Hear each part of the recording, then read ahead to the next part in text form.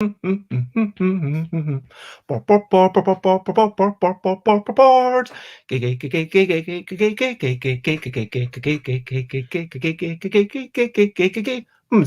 games, board games, it's what we're talking about. Board games and ladies' choice, I'm not gonna shout. I am starting off this streaming with a little bit of singing. And over there is Jonathan Philip Chambers, and we are going to talk about a game of theirs, and we're going to talk about how we will make a game on Kickstarter and whether we will break our sense of soul in all this publishing and our work in this meandering, and why this game is one that should come to be to make it a reality. Board games and latest choices, what we're talking about, and Jonathan Philip Chambers' unique ways to approach Kickstarter. I'm not gonna shout. Hello and good morning, or good afternoon, or good evening, whatever it is, wherever you are, and hello and welcome, and thank you, John, for joining me. Pleasure to be here. And so this is episode 459 of Busy Beats and Briefer Bladder, where I aim for, rather than aiming for 1 hour and then sometimes being like 2 or 3, I'm aiming for half an hour, but we're probably going to be like 1 hour, let's be honest. And we're going to have a two-parter. Today, we're going to be talking about who you are, how this game came to be, why you think that this game is one worth making, which I understand is your favorite topic in the world to talk about. And then we'll talk about, how you determine if there's like lots of things that I want to talk about in this two-parter. And hopefully we can touch upon them all today and then somehow wrap up tomorrow. Does that sound okay? That sounds great. Now, I'm not yet convinced it is worth making, but it's definitely worth playing. Definitely worth purchasing. Definitely worth playing. Is it worth making? Probably not. This is so hilarious. I don't know if hilarious. That sounds like, there's a bit of Schadenfreude in there. I'm going to admit. I do apologize.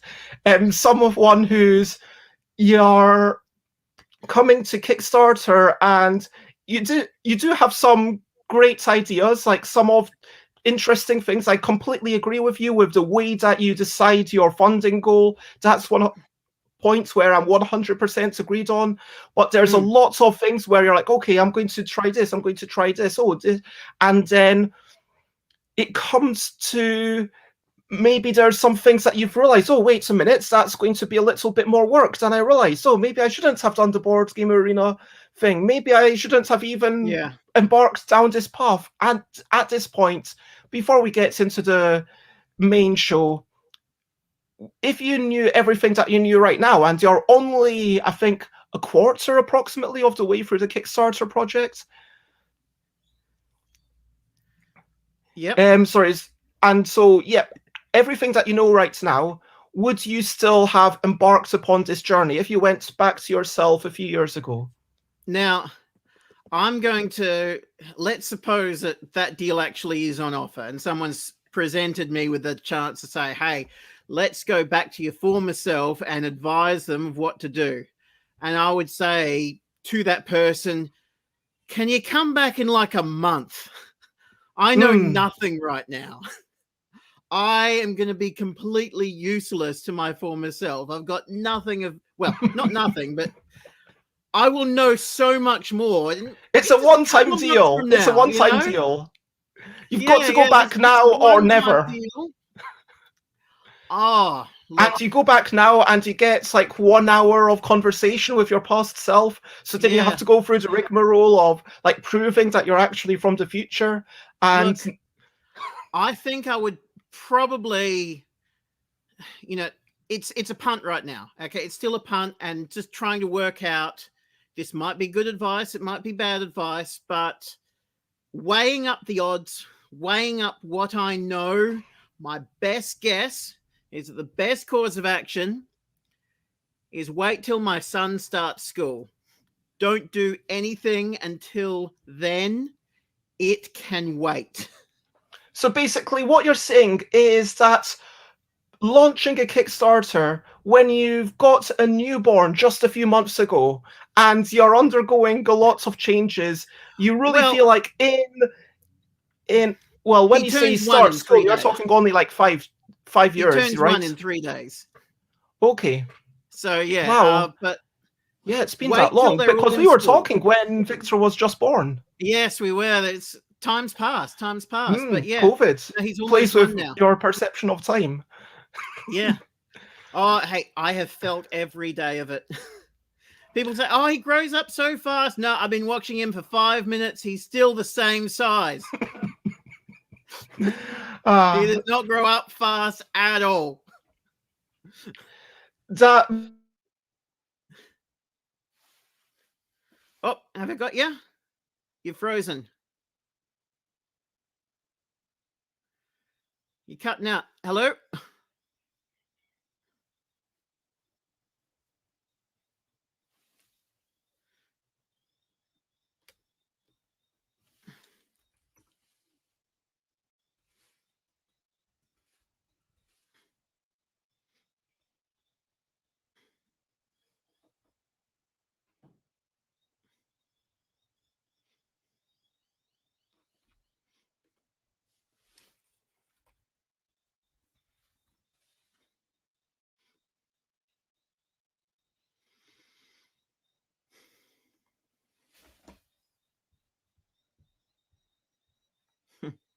Hello, everyone. Any comments? Oh, I can't see it from here. Hold on.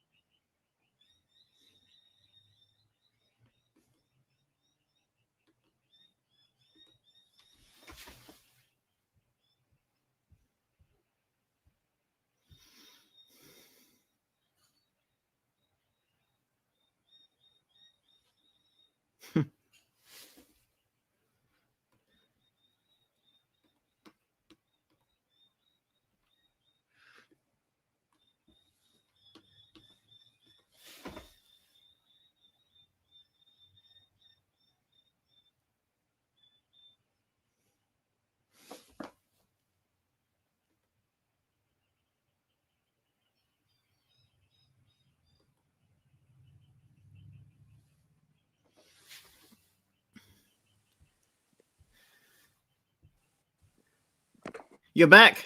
Hello. Welcome back. Yes. So for some reason, my home internet has completely messed up, which is incredibly aggravating. So I'm rejoining from the phone, and so Okay.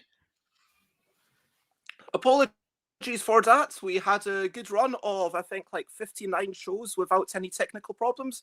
But hey, 60th time unlucky. Yeah. What was there anything exciting that you said that I missed? No, you cut out in the middle of speaking. I was waiting for your question.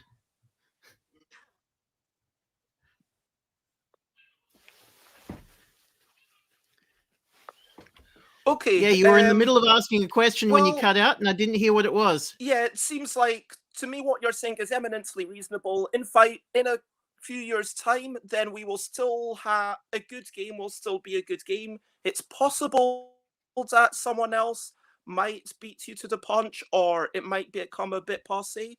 But frankly, at that point, you've said in the past that if people were to make your own game, you would gladly have them do it for you. Would love someone else to do all the work. And oh yeah, I absolutely. assume that having I just wanted to play it. On the journey, you still feel like it's more about you wanting to play it. When I undertook the research to work out what my competition is and whether or not any game like this exists, I found out there wasn't, and I was disappointed because that meant I had to make the game now. I didn't want to make the game. I just wanted to buy it. And, seeing there was no game on the market that scratched this itch for me. I had an itch to play a certain kind of game, and it didn't exist, so I had to make it. Well, it's as good a reason to make a game as any. So let's get on with the regular sections, and let's talk about what you've been up to recently and other recent highlights, living life and seeing the sights, recent highlights, playing games and other delights, recent highlights. What have you been up to? Okay. The recent highlight is just that, I'm just going to kind of sum up what I said in my update of after launch, I just took time off. I just caught up with the housework. I played with my kids, and just seeing the house clean, just seeing stuff done, seeing my wife happy for a little bit. I'm between being shouted at. Probably deserve it. But yeah, no, it's really, there's a lot of I didn't have much of a life outside of Lady's Choice. Yeah. When you wrote that first Kickstarter update, and it seemed like you wrote it over a long span of time saying, okay, this is done, and then was that actually written in real time in the way it seems? And secondly, I just want to, for those who are watching who are unaware, firstly, you can check out Lady's Choice at this link if you want to check it out. And the first update, you basically explained that for years you'd been neglecting your family. And you'd said, oh, I'll do this with you when the Kickstarter launches. I'll do this with you when the Kickstarter launches. So, well, more months than whether years, that but was yes. the right choice or not, you had to live by your word and you had to make good to your children. Yeah. And that's it. And so, we launched, and I'm just, I've got 30 days to get all of these tasks done. I can take a week off. I've still got 30 days before the money comes in and I need to spend it. And that's plenty of time. That's plenty of time to do just the few tasks I got left. I need to design a box. I need to make sure that box works the manufacturer. I just need to confirm which manufacturer I'm going with. I've got some quotes. I need to wait for a few more quotes to come in, and then I say, okay, good. Here's the specs. Here's this one more piece of art. Here's the money. That's the important bit. Go. And yeah, that's it. I mean, at this point, this is the part where a lot of people would be saying, okay, I've taken off time to spend more time on the game, like because of the Kickstarter running, and I want to do I this. know. But am I correct in saying that you are basically, well, it's funded? Look, I've still got stuff to do, and I'm still doing it. And then you're kind of saying, okay, well, at least, like being on this show, and hopefully there'll be a couple of people watching. And Norman, even though I might disagree with the language used, who basically says, yeah, take care of yourself. And yeah, it's a good advice to take care of your health, but also not just your health, but also your relationships with your family and those around you, which I know is what you did prioritize, John. But of course, women and people of indeterminate gender can also take this advice. This is not exclusive to men, but it's good advice for everyone. And yeah, there is something slightly weird about, be a man, as if being a man is the best thing to be. And sure, be proud to be a man, be proud to be whoever you are, be proud to be human. It's, is that to... This topic works in, like, this topic feeds into both of our lives so much. Because also for me, I have made a game that is all about gender. And I've had to really study gender, have had to examine gender. I've had to learn stuff about gender I never knew. And also I had to be confronted with the culture around gender and places where that culture disagrees with what's in the game. And by the way, if you're ever giving feedback to someone who's developed a game that's going to print right now, never start your sentence with, you may not know this, but. Start the sentence with, you've probably heard this 100 times, but I'd like to say it once more. Still say the thing, but that's how you start the sentence. So you're saying you don't want to hear, hey, I've said this 100 times before, or you just no. Like they say, you probably don't know this, but there are some people who find your game offensive. It's like, of course I know this. I've play tested it. Okay, you just want the awareness that you've heard it hundreds of times. I have heard it before. Yes, you are not the first. I still welcome the feedback, and you can add your vote to the list. Just be aware you're going onto a list. You're not the sole contributor. Quick hello to Jay.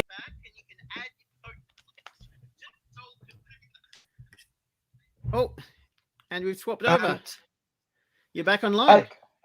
Yes, I've managed to get back onto my laptop, which is great. Yay. And I need to shut this down on my laptop. I do apologize. There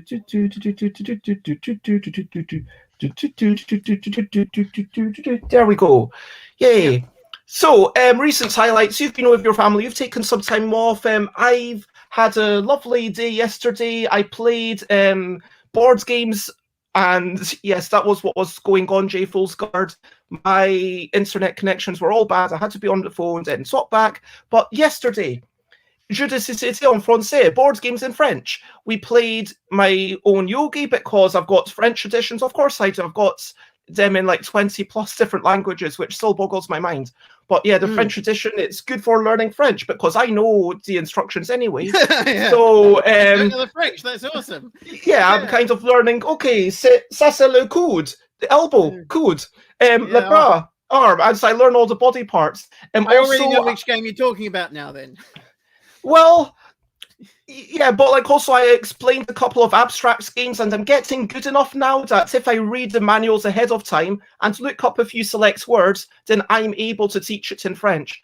And Chloe, who came along, was much better than me at French. So now I'm learning the important language. I mean, this is stuff that you don't learn on Duolingo, like le plateau de jeu, which means board, and le jeton, which means pieces.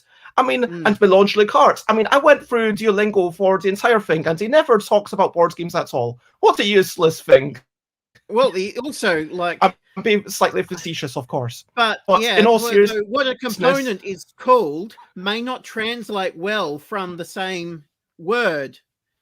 You know, the literal meaning of each component, I'm guessing, may not be the same.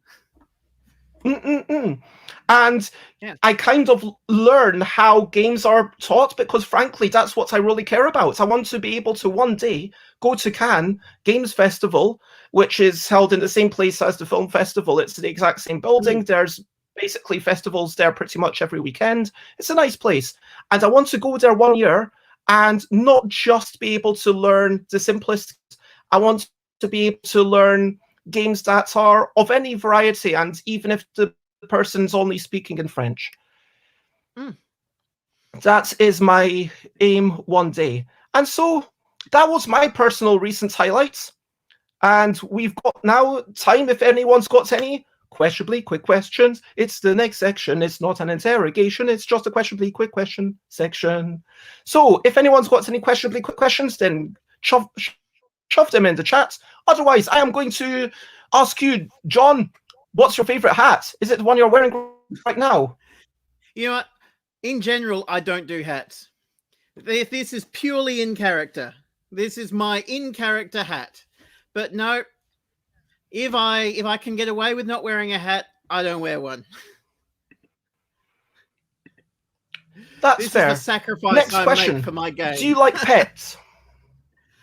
Do you like pets? Do you have a cat? As a kid, I loved it. We We just started feeding a stray, and now it's apparently our cat now. Oh, that's so cute. We And later heard your house about its original family, and how we heard that, well, from the opinion of the person telling us, they weren't taking very good care of the cat, and they just moved up the street, and the cat moved back and just, no, this is where I live now, and we fed it. And so now it sleeps in our house sometimes. Wow. Okay, next question. What is the best way to button up a shirt? Is it top to bottom or bottom to top? Oh, bottom to top, absolutely. I mean, the thing is, I only undo the top 2 buttons to get it on. You don't touch the bottom buttons. They stay. You might as well glue them in. They serve no purpose. It's the top 2 buttons. That's all you need. The last question I'm going to ask, unless anyone else has any quick questions to chuck in the way, is what's the best thing about being an Australian? Oh, best thing about being an Australian is I'm going to have to say it's like healthcare and our social security and our minimum wage. Like, really, because in so many other countries, if you can't find employment, you die. Or America's if you pretty can't bad find at this, I hear. employment, if you can't find employment, maybe you just have enough money to keep yourself fed, providing you don't get sick. And if you get sick, you die. But in Australia, if you get sick, you're covered. There might be a little bit of a wait as someone missing an arm is ahead of you in line, but you're covered. And you can wait if it's not important. You know, we've got Medicare, we've got job seeker. So what this means is we get paid a fairly reasonable wage. It's actually so reasonable that you have to prove that you have approached employers and asked them for work. Because if you haven't, your money gets cut. Because it's so reasonable. Why would you work? And so that becomes your job. Your job is approaching employers and asking them for work. And if you really want to stay on it, you just need to find the employers that aren't interested in having you. It's interesting. The UK has a similar system of you need to kind of prove that you're doing the work, but at the same time, it does penalize those who maybe aren't very good at filling in forms. And those people are the ones who are going to get lost in the system. And I think part of me just wishes that there was universal basic income. I just think that would be the answer. Don't worry about all the checks. Just give everyone like 12 grand a year, and then everyone's living in relative comfort. But then anything that you earn on top of that is bonus. Yeah. The main because thing as it is, I've had people in here who've said, no, I don't want to do this work because if I do this work, I will be worse off. Yeah, yeah. Yeah, and another thing that really works in favor of that is that by having this condition that you have to prove that you're looking for work, an employer will take on an employee that doesn't want work, but the employee is not allowed to communicate that they don't want work in any way. So they find out too late that this employee did not want work. And if they had just let them, like, the fact that you applied doesn't mean anything anymore because you have to apply. But if we stop making people apply, then anyone who applies on their own, that means that they want the job. And we can use that as a way of filtering out the candidates by the ones who wouldn't apply if they didn't have to. I don't want to hire them. 100%. And yes, definitely an interesting one, and probably one that we could talk about for an hour. But before I'll give you one more sentence on it. One more sentence on it. I have my bachelor's of economics. Okay. I've got my bachelor's of economics. I've done the maths on basic universal income. We can afford it. It checks out. It does work. You just need to know which numbers to punch in. It is completely workable. But yeah, back to you. Before we get to brilliant things and whatnot, quick question. Have you played Magic the Gathering? Oh, once. I played it once. Yeah. I was going to ask which colour you identify with the most, but that's probably not something you can answer. I thought, because you can't get into game design and not have played. And so I'm like, okay, I'm going to learn the rules for this deck, and you're going to play that deck, and we're going to get through this game. And like, okay, I now know the rules for this deck and that deck. I will use them in my designs. That was it. Wow. That was enough for me. I want to play. I don't want to collect. I want to play. It's lovely to see you. And let's talk. And you can have a moment to talk about a brilliant thing. Brilliant thing. What's a little thing which is brilliant? I'm going to let you be totally selfish and egocentric. Why is Lady's Choice a brilliant thing? Oh, yes. Why is it a brilliant thing? I do love it so much. But it actually the whole thing was inspired by this dating coach who once said, he was bragging that he says, I have male students and female students who come to me for my services and teaching them about dating. He says, however, they both want different things from me.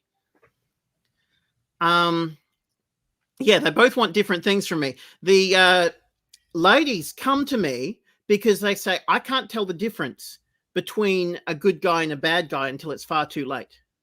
And can you teach me the skills to determine which gentleman is the best gentleman? And he said, no guy has ever asked me that.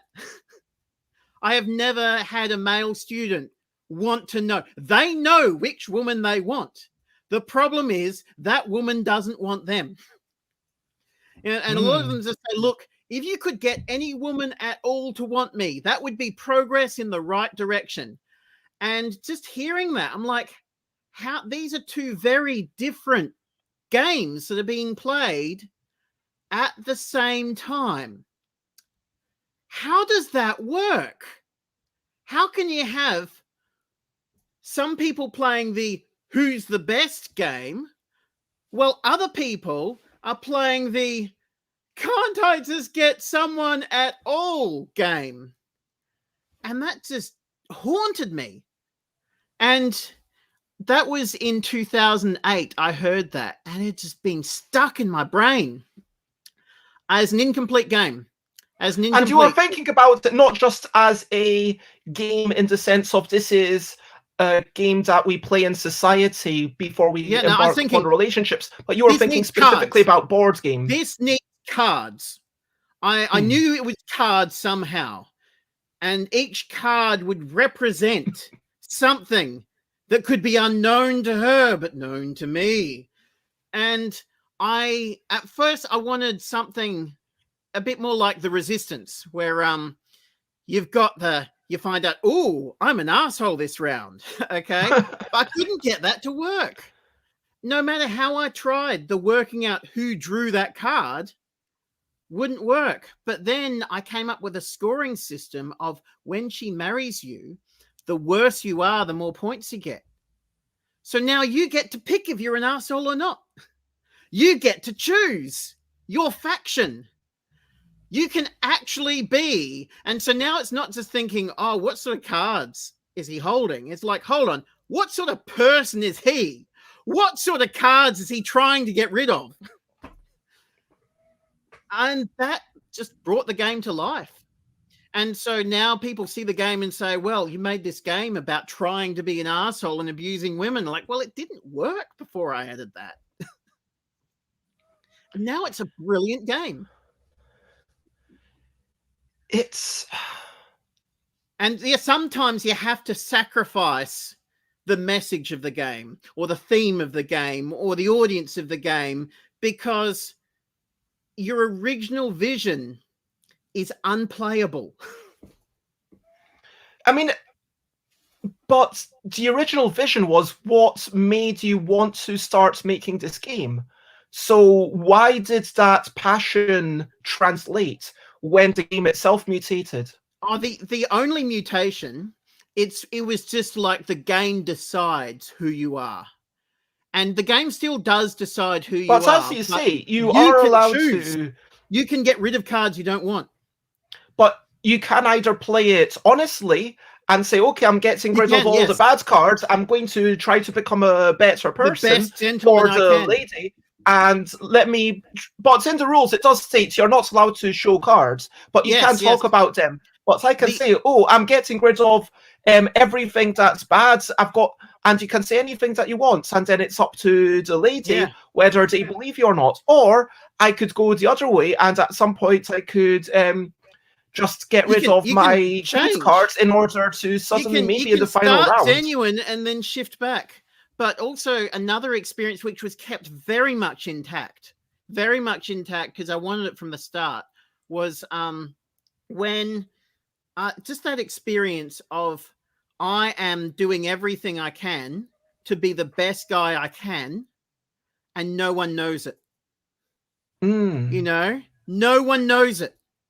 You know, I'm educating myself, I'm going to the gym, I'm doing all of this stuff. And at some point, I actually have to go out and meet someone. But also seeing, you know, like when I approach a girl and she rejects me and then she ends up with someone far worse. And that hurts for me too.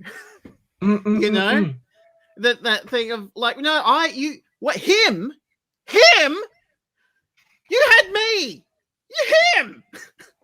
And I wanted to recreate that moment. So at this point, you are happily married. You do have children. Married. Yes. But I'm sensing that this comes from a state of premarital anguish, if I can say that. Very much so. Very much. And the thing is, one of the joys of this game is that all of the premarital anguish comes back. And then when the game's finished, I can go back to my wife and say, aren't I glad that's over? It reminds me of, it's almost like a veteran of war playing a war game and then walking back into his, you know, retirement cell where, you know, food's served to him and everything's perfectly safe. You know, it's just, aren't I glad that's over?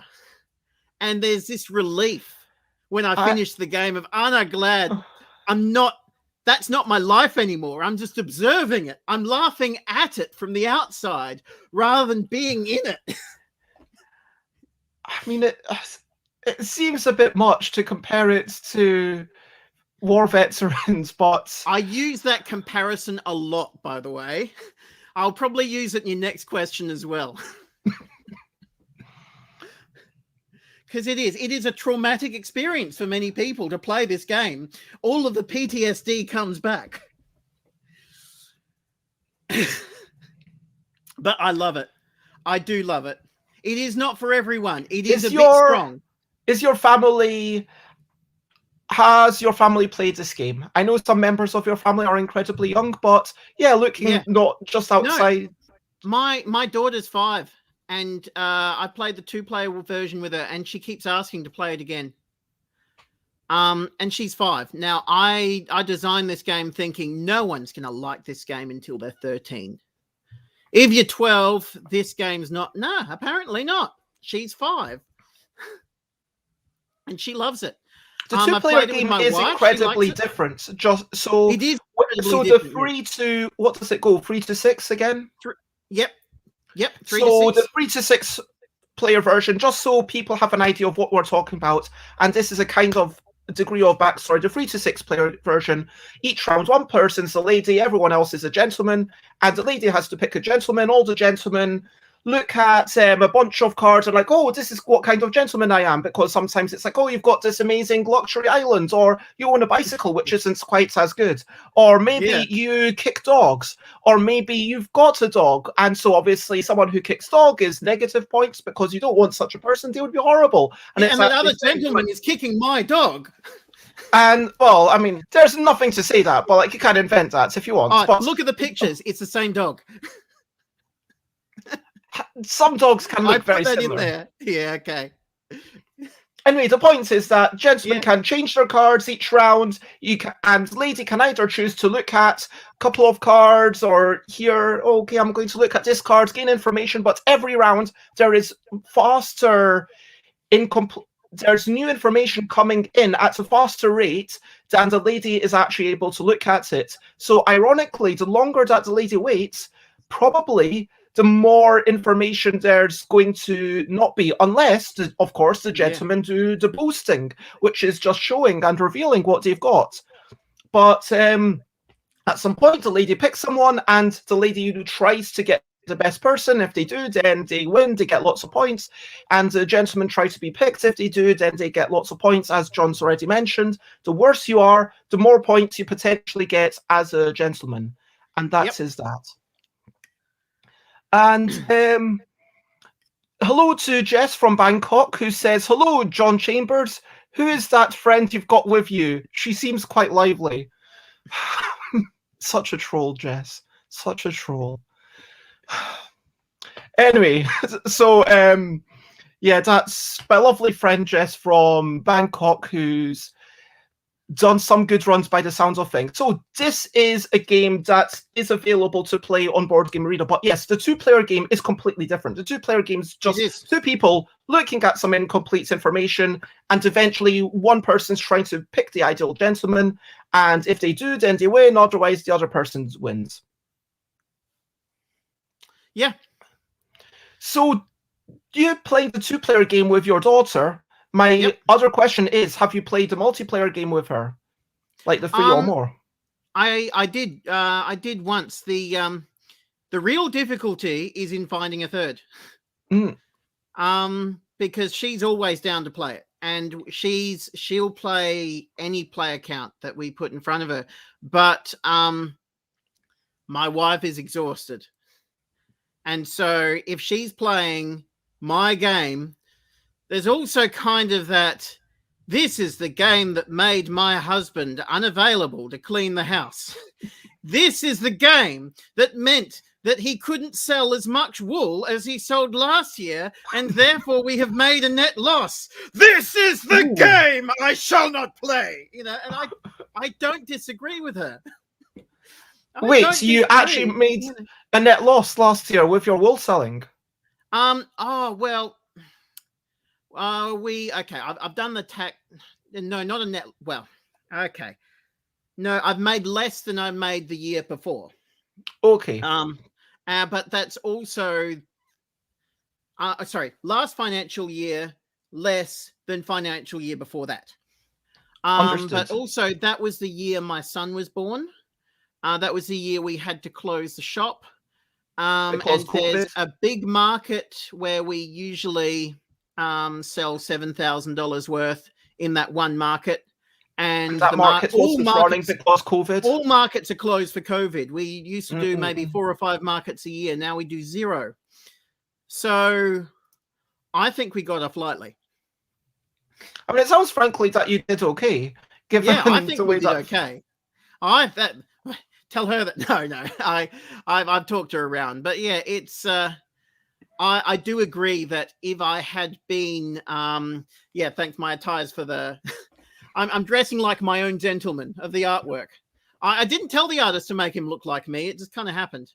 But yeah, no, if the amount of time I took away to put this game together, if I had put that back into my business, I'd be several $1,000s up. I would. I lost money to make this game a reality, but it's still a wee little Kickstarter, you know, it's still a seed.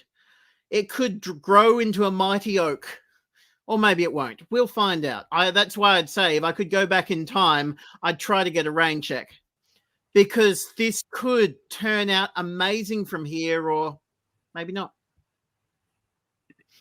We'll see. Well, let's talk about the Kickstarter, and Yep, let's go for it. talk about what you've done. And Jon is based in Australia. Yep. So you started off. Let's talk about the board game arena thing.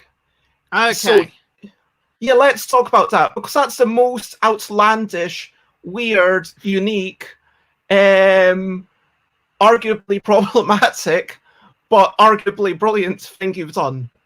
Oh, I hope that's the most problematic.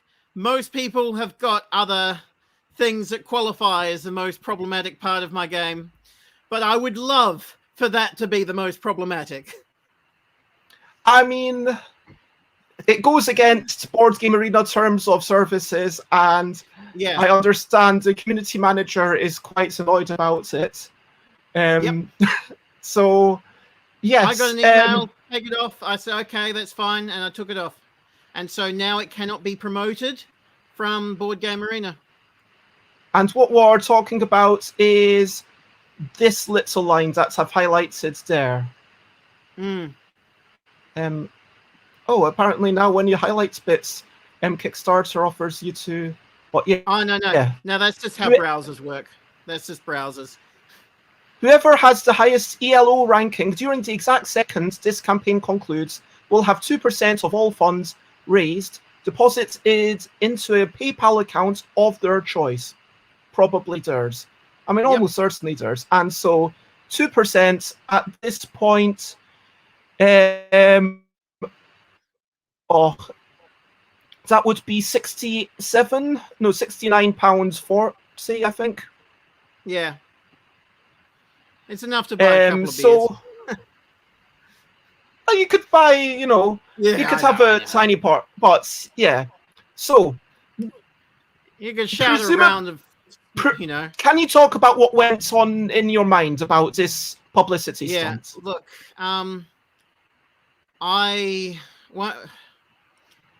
I spent way too long making this, and I kind of knew that as soon as it gets launched, the thing is, anything to do with online multiplayer has got what we call the spiral of death. And the spiral of death is when someone creates a table, waits 10 minutes for someone else to play, and no one joins their table. So they leave and they play something else. Then someone else comes along, they start a table, but the other person's left. And so the number of people willing to start a table at all after having been burned from having to wait 10 minutes or 15 or 20 or however many for someone to join their table,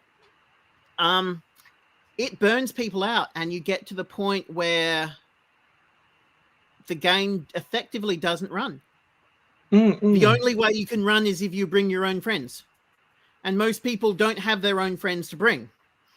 And so the only way to escape the death spiral is to make sure that there is a massive community supporting it.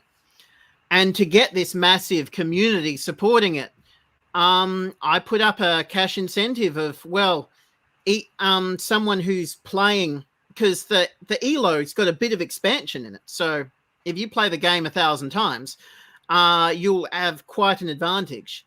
But also, if you play the game for 1,000 times, you've earned the prize. You have been demoing, showcasing, promoting my game 1,000 times. And if you've been playing, if you'd set up a 5-player table, that means that you have showcased it 4,000 times. Like if we say each seat is a time. And a percentage of those people will be people who like, well, I don't really want to buy a game I haven't played. Let's see what this is about. And so I'm expecting that 2% will see, 10x returns in terms of people who went to Board Game Arena to check it out. In terms of actually making it, that probably wasn't appropriate for my life right now. I should not have put that much time into making it. But since I have, and since it's there, and since it's up, I'm not going to let it waste. I'm not So going to let it go in the spiral of death. let's talk a wee bit more about the board game arena coding that you've touched upon. That you feel like you've mentioned this on Facebook. I've seen a lot of your postings. You said, "Oh, I had these skills. I am a programmer. I can do this. Yeah, absolutely. Let me do this." But then you never stop to think, "Oh, actually, maybe I shouldn't do it at all, or maybe I should pay someone a few £1,000 so someone else does it and takes all that time." Exactly. Yeah, because it really the people who are coding games aren't really coding games because there's millions of dollars to be made. Okay, that's not why they're doing it. The people who are being paid at all, I read documentation that said that most of them are being paid less than a barista, and that is completely. I believe it. I believe it. I mean, I can't verify it, but having done it and thinking how much someone would have paid me for what I did, yeah, I don't think I'd make more than a barista. Yeah, I can believe it. Though I think one thing I did get, because I don't think that much value came from the code. I don't think I put that much value into the code, but I do think that the code put a lot of value into me, because the growth that I had to, because I could already program, I could already code, I could already do all of that stuff, but I couldn't do it very quickly, and I couldn't do it very efficiently. I couldn't do it very effectively, and to deal with a very professional situation, and they've got very professional tools. And so if I was, say, for example, writing some online banking software or something like that, the tools I'd be using would not be far different from what I use in Board Game Arena. And so coming out of Board Game Arena, it's like another potential career pathway has widened a bit. And also in my own business, I can take the skills I use to upgrade my website. But I could have got those skills by just upgrading my website. But yeah. So in retrospect, if again, going back to the past, I mean, you've not seen the full way that it is, but do you think you would have paid someone else to do it for you, or would you have just left it? I think I probably would have just left it. I probably would have. That said, if I mean, if not going back, but actually going forward, I get the opportunity to produce another game, and the game is profitable, and there is money backing me, and I can really afford to take the time off, I probably would have used the skills I have now to make another one. But I don't think that making the first one was correct. Making the second one may be correct, but I don't think making the first one was. Because you've gotten so many skills, you've learned from it, and now you feel I know how to do it. The second one is going to be a lot faster. Oh, yeah, I'm going to make it a lot faster, a lot more efficiently. I can recycle a lot of the code that I've written for this one. But yeah, I don't think it was the correct thing for me to do, especially not with my... It might have been correct once my son went into school. But even then, I don't know. I'm not sure. It is a really tough call to make with that information.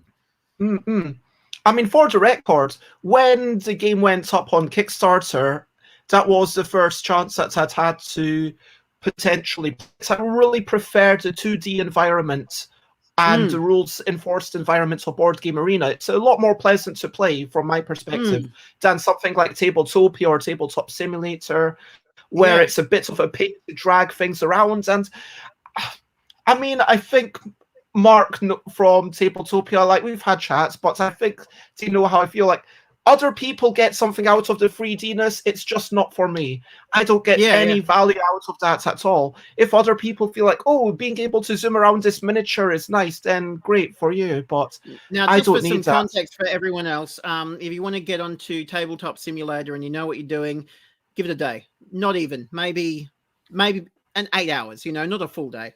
If you want to get onto Tabletopia, less than that. In fact, if you've just got onto Tabletop Simulator, 2 hours, you're done. If you want to get at least it depends on the weight, but if you want to get my game onto Board Game Arena and you have several years coding background behind you, 5 months it took me. So we're talking about taking a game that you have personally designed and getting it onto one of these other platforms. And that's true. Yeah. Like Mark was able to guide me through getting Kitty Cataclysm, getting a card game up onto Tabletopia. And we did that, I think, within the course of 1 hour of conversation of Mark following me. Yeah, so we've talked about this, I feel, enough, and I just wanted to say, yes, I got to play it 2-player with someone, and then I was thinking, okay, we played the 2-player game like maybe 3 times, and I was like, okay, let's finish up, let's see if we can get to 3rd player, and then I dropped out to start another game, and then it just span around for many minutes, as you say, and it's the death spiral. Another day, I've tried it a few times, like because it is a game that I'm interested to play at higher player counts. I have played it once at 3 players, and it does definitely seem like a game that's going to benefit from people being around the table, being able to lie to people to their face, or tell the truth to their face, try to convince them. The thing I hate about 3 players, feel like the last thing I want to say, very group dependent. If you've got a group where everybody always tells the truth, that's going to be your game. Yes. And you can play it that way. But also, you got the group where everyone tells the truth and you always tell the truth, and then it's the last game of the night. Now, we always tell the truth. Oh, by the way, I'm definitely getting rid of this. You're going to win that last game. But then, as soon as you do that, everyone will know that you don't tell the truth. Till the last game. You wait till the last game. You build up all of the games prior of being very truthful. And then, of course, you can trust me. That bad card you saw, I'm getting rid of that right now. You don't worry. That bad card is gone. You'll never see it again, except for now. But then, like next time you play with those same people, if that's a group that you play with, like even once a month, next time you get together, you come back to the next one. Can we play a different game now? There's something like that with Tifatashin, which is a game I love about politicians stealing money from each other, deciding how money will be apportioned between themselves, because these are the unscrupulous politicians, and it makes sense with the theme, but you can do all sorts of bribing and whatnot, and that's a game I never want to play more than once in a row, because it's an intense experience. It takes a while, and then you've generated the story, and you want to have the potential for people to forget how you played, sort of. It reminds me of Lifeboats. It does feel like the kind... Have you played Lifeboats?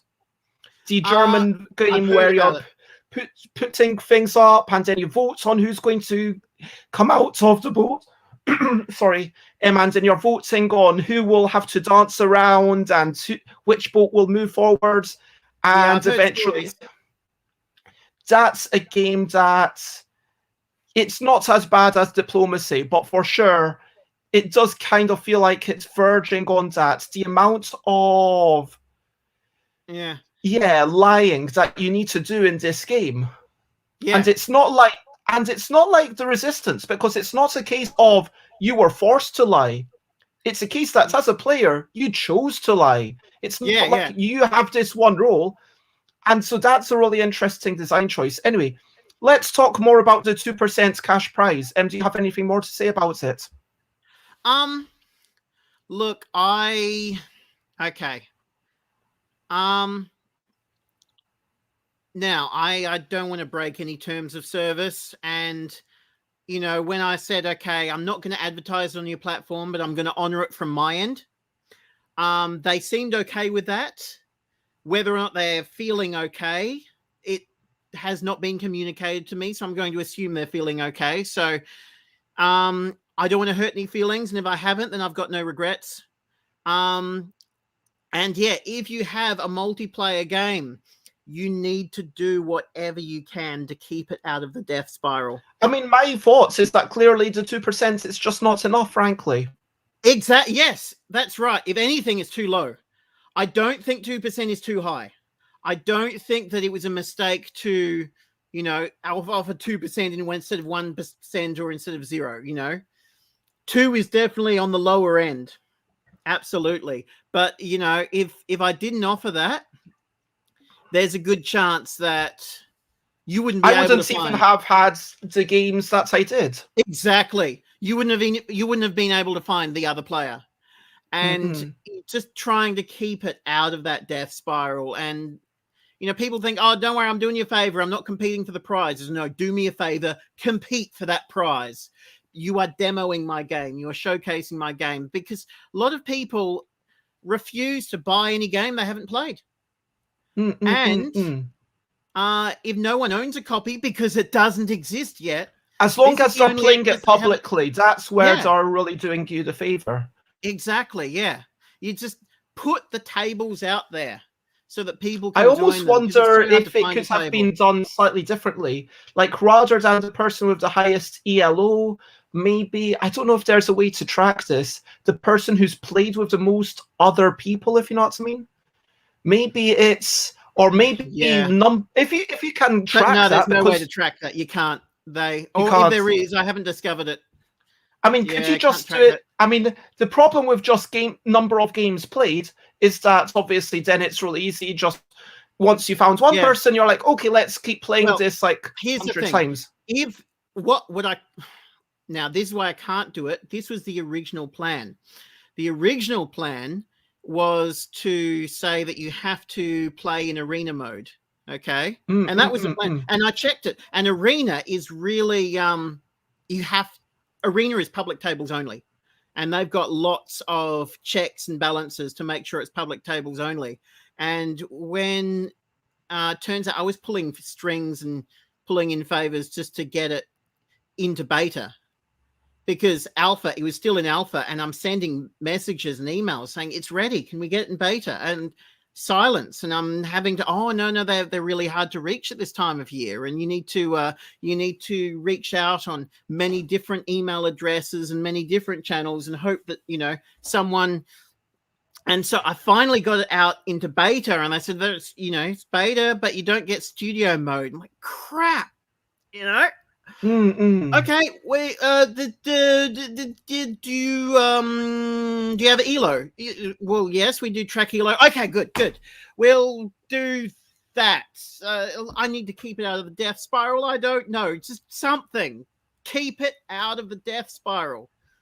And it was a last-minute act of desperation to have the standard ELO instead of the arena ELO, which was part of the plan all along. I did not get out of fast enough. Honestly, once I got to 100 points, I went to the arena because I was like, oh no, maybe it's because it's still in beta. And I was like, wait, it's still in beta. It's really just that ELO. That's really easy to manipulate. Yeah, that's brutal, I know, but then, of course, this is not.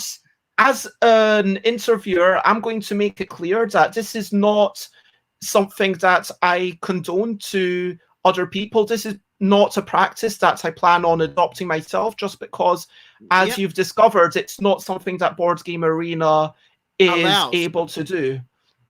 And they're not able to offer that. But I was waiting months for a response, and they just didn't respond. So I'm like, oh, I guess it's okay. Too late. But I've dug the hole. I'm stuck in it now. It's a really interesting idea, and I think it speaks to a wider question of how can we get games to not be part of this death spiral, as you put it. Yeah, because there are so many games there that I would love to play. That I would love to play this weird game that I've never heard of. I checked more than half of them. I checked where I rank amongst games played. Okay, amongst games played, half of the games on Board Game Arena are played less than Ladies' Choice. So you think my game's into the death spiral? Half of them are worse. And it's a problematic situation, and there's a big question of how can we encourage more people to play our game? Because frankly, from a publisher point of view, as more and more games come onto Board Game Arena, it is going to become more of a problem. There's going to be more dilution of people playing. I think that's a fair thing. It's all about, most gamers don't know what Board Game Arena is. That's the problem. You need more people who are aware of what Board Game Arena is. You need more accounts. And also, they need to start treating people with 0 plays better. There's so many things that unlock when you get 10 plays, when you get 50 plays, when you get 100 plays. No, you need to start treating the people with 1 play better. That is what I think Board Game Arena is missing. I think that the first play experience needs improvement.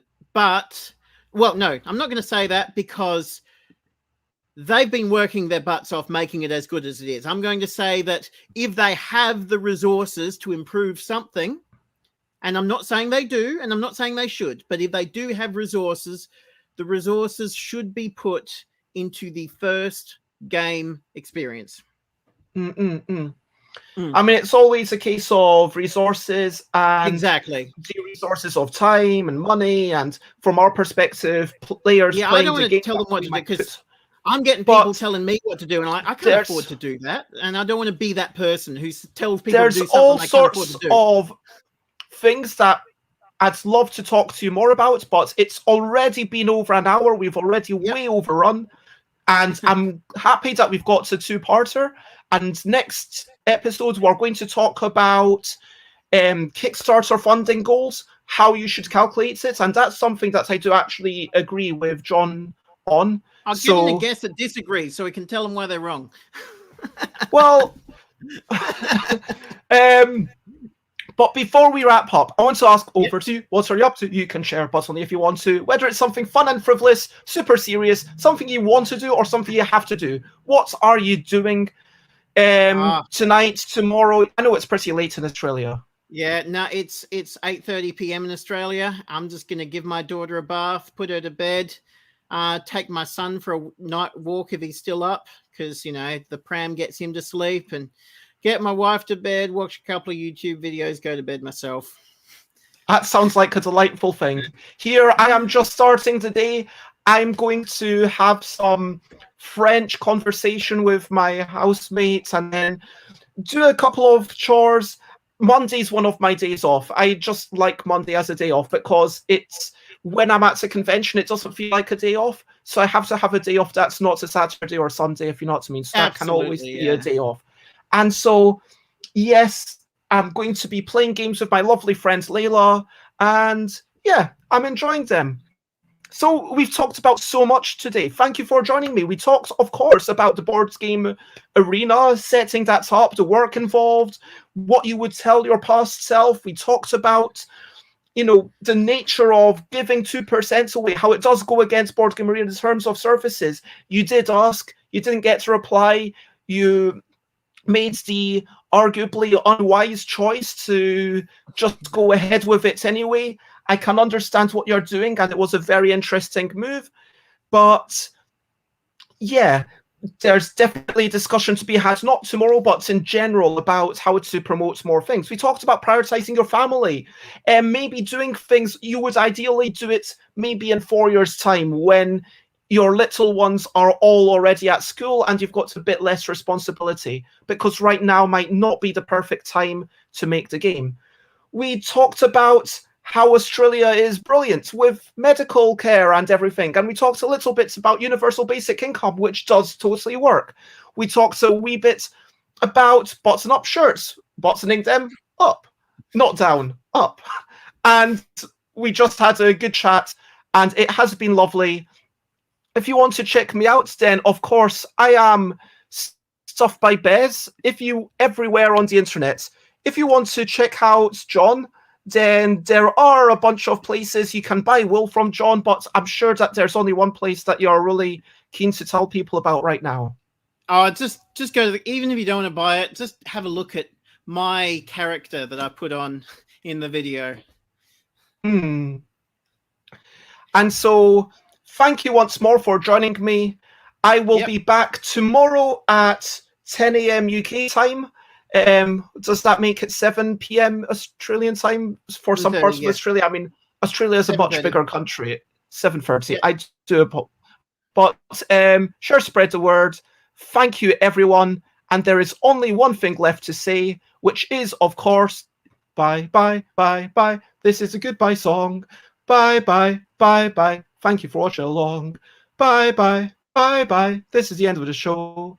Bye, bye, bye, bye. And now it's time to go. Bye-bye.